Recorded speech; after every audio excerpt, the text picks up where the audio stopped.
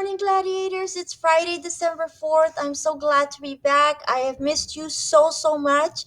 So, today we're going to be talking a little bit about pirates and slavery and the French Revolution, and finally figuring out a way how are we going to abolish slavery? What are the slaves finally going to do to stop how they're being treated?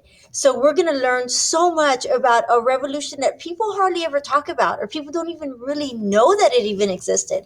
There was a revolution between the slaves and, I guess you could say, the French, right, in the Haitian colonies in the West Indies. So today we're going to talk about how this. We all know how slavery started, but we're going to talk about how did it begin, what caused it to give, or what gave the slaves the idea to want to revolt. So it's a very great lesson. So what I would like for you to do today is you're going to watch my video, obviously. You're going to watch this video on the Declaration of the Rights of Man and Citizen. This will give you an idea of why it was that, or what encouraged the slaves to want to revolt.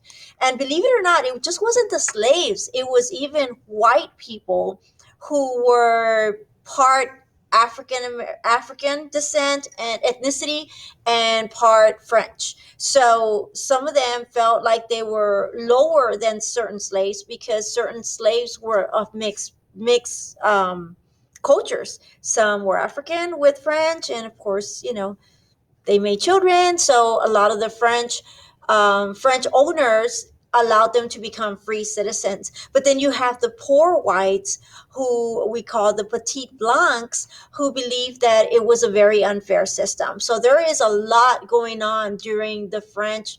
At the time in France, there's a revolution going on over there because of people not being treated equally. But we've all learned that it's very hard. If we have an equal system, there's an imbalance, right?